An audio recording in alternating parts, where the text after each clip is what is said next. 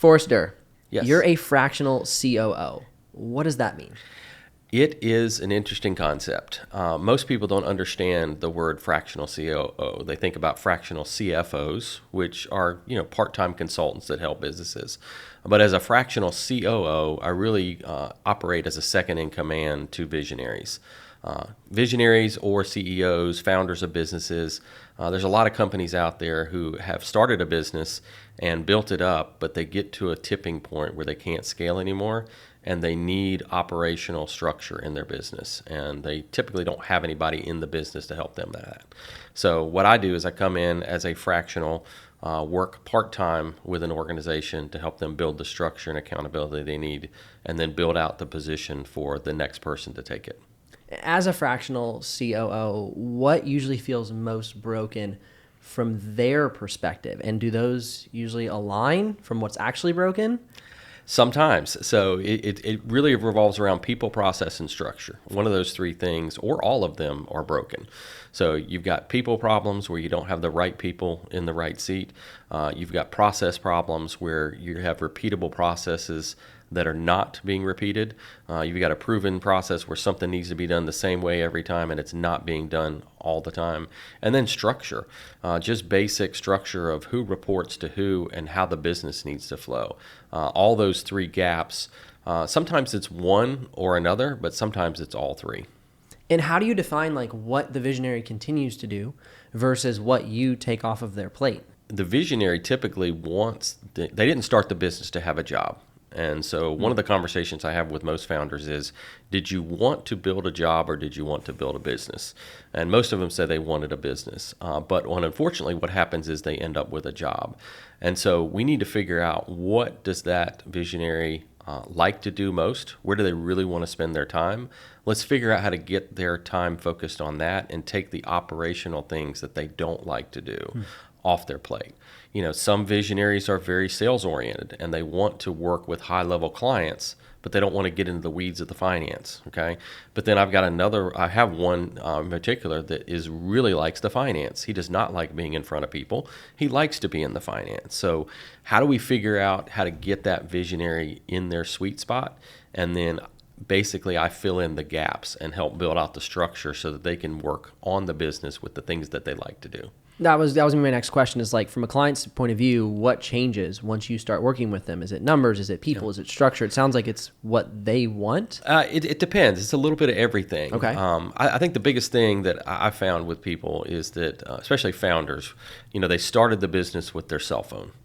And a cell phone in a truck or a cell phone in a garage or whatever, and they've grown this business and their cell phone continues to ring long after the business has gotten bigger.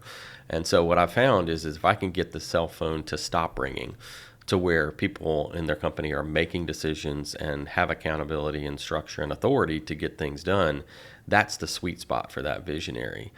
That's one of the best compliments I've received from actually two different visionaries was, my phone used to ring all the time, and now it barely rings. And that's a compliment because they actually can work on their business instead of, answering questions, making every single decision that a company needs. So where does that start? Does it often have to start with like hiring people, or is it just people are often, when your experience, just misguided, as in the team below them is misguided, even though all the parts are possibly there? How about no guidance? So it's really more of no guidance and no direction. And it's not their fault. The visionaries, somebody that's, I'm not a visionary. I'm not a CEO. I'm not somebody that's going to go take out a $2 million loan and buy a couple of trucks and try to run a business. Where my sweet spot is helping somebody that is a risk taker, but they're not necessarily, quote, a good operator. They're a good risk taker. They see opportunities and take advantage of them, but they're not a good operator. So a good operator builds structure and accountability, making sure people understand what are their roles and responsibilities, making sure they have metrics, KPIs to hit, and then holding them accountable. Visionaries are typically not good at that. That's where a COO, a fractional COO, comes in. If a founder is hesitant to bringing on a fractional COO, what would a past client possibly say to them? Yeah, a past client would say that I had a job and I thought I had a business, and now I've actually got a business that's operating. Many of my past clients still reach out to me and tell me that the transformation that happened, and I can't say it's me, it's just the process that we go through, but the transformation that happens in that business is fundamental for the sanity of that visionary. Now they can actually go on vacation for a week. Now they can take a month off. I've had one that took a summer off. And, if you asked them 6 months ago if they could have done that, they couldn't do that before. So the transformation of actually getting unshackled from their business is impactful for them. And that's probably the biggest testimony that people share with me. With different businesses, are there businesses that are easier and some businesses that are harder to come into and operate as a fractional COO? Yeah, I don't think it's industry specific, so I couldn't define one industry as more difficult than others. I would say that the difficulty is coming into business that has no process, no structure. I like going into a business that has some structure and process, and they're just a little maybe disorganized or have some unclear expectations of people, and being able to go in and dial that in is an easier fix. Going into a business that has no structure, no accountability, everybody's just chasing fires, that is a more difficult lift. It takes a longer engagement. So my shortest engagement so far has been a 4-month engagement. They were mostly aligned. There were just some, I call it little knobs that we had to turn just to get the transmission dialed right in so it's not knocking anymore. Yeah. And then I've got a business that I've been in for 9 months and still working with them that's taking more time to get things dialed in. And it's not industry specific. It's more about where they are on their journey toward getting organized. In regards to industry specificity, why should they hire you as a COO who probably is a bit more of general industry focus, but you're really hyper-focused on the operations, versus somebody who may be an expert in a specific industry? I get this question a lot, and industry knowledge is valuable. So I've got a lot of industry experience in the telecom and MSP space, which makes it, I would say, easier for me to walk into that business and identify areas of improvement and identify challenges. But on the flip side, on the businesses that I work in where I have no industry experience, having an outsider's view come in and look at things without blinders on and without emotional bias or professional bias really helps me find the root of the problem.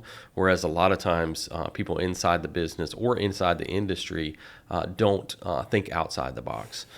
So I was working for a company that it was a labor company where they were doing some work, and they wanted to send these 8 guys out to do this project on a piece of property. And everybody in the business was in the industry for a long time. Everybody that worked with me for industry a long time. And I said, so why don't we hire this guy with this piece of equipment and pay him $600 an hour, and he can get this done in an hour versus spending a week with 5 guys doing the work. And it was just a mindset shift. Yeah. And I remember one of the guys came back to me afterwards and he said, we would have spent a week there doing this work. And that's the outsider's view, going, okay, there's got to be a better way. Challenging the status quo helps from an outsider's perspective, because I don't know what I don't know in the industry. And so I'm going to ask a lot of questions. How would you describe the relationship between visionary and integrator? Yeah, the visionary integrator relationship is really like a marriage. And that may sound interesting, but it is. It's like a symbiotic relationship. So your wife is better at things than you are, right? And so same thing with a visionary integrator relationship. So I describe the visionary as a thoroughbred horse. And when I think about a visionary, if you think about a thoroughbred horse out in a field, out in the wild, that thoroughbred is running back and forth, zigging and zagging, trampling over other horses, trampling over other animals and people and anything in its way, right? But if you take a visionary, i.e. a racehorse, a thoroughbred racehorse, put them on a track, put them on guardrails on either side, and then get a jockey to keep that visionary, that racehorse, on focus, on point, that visionary can run faster and further and harder and take the business longer and trample less people. So visionaries by nature, they are a wild breed. That's what makes them great entrepreneurs. But a lot of times what happens is they trample and create chaos in the process of running their business. Why would you choose to be this position, the second in command, rather than being the one leading the charge in a company? My whole experience has been supporting entrepreneurs in their businesses. And so I've never seen myself as a risk taker, not somebody who wants to go out and blaze a new trail. I like fixing trails that somebody else has blazed, right? And so in my world, why do I like doing this? I like seeing entrepreneurs become what they wanted to be, see their visions, their businesses become what they thought they could be. And they just get stuck, and they need somebody that can really help them focus on the details and, again, on that people, process, and structure, which is typically things visionaries are not good at. Do you have a specific company profile, company size? Good. My clients are founder-led companies. And so they could be any size. So the smallest company I've worked with is $1 million in annual revenue.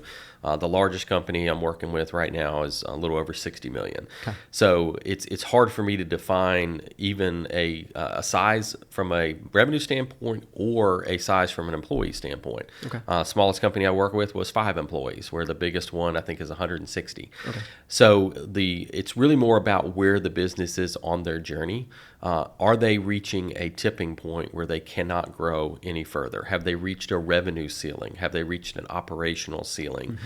Those are the types of businesses that are really good for me to help because they've been successful. Sometimes 15, 20 years been successful. But they've decided they want to take their business to the next level. And so that's where I come in and help them get over that gap that they're stuck behind, get over that ceiling that they're trying to break through. So it's less about size and revenue and more about where they want to be and if they're hitting a wall. Correct. Correct. All right. Forrest, thank you for your time. Thank you. Enjoyed it.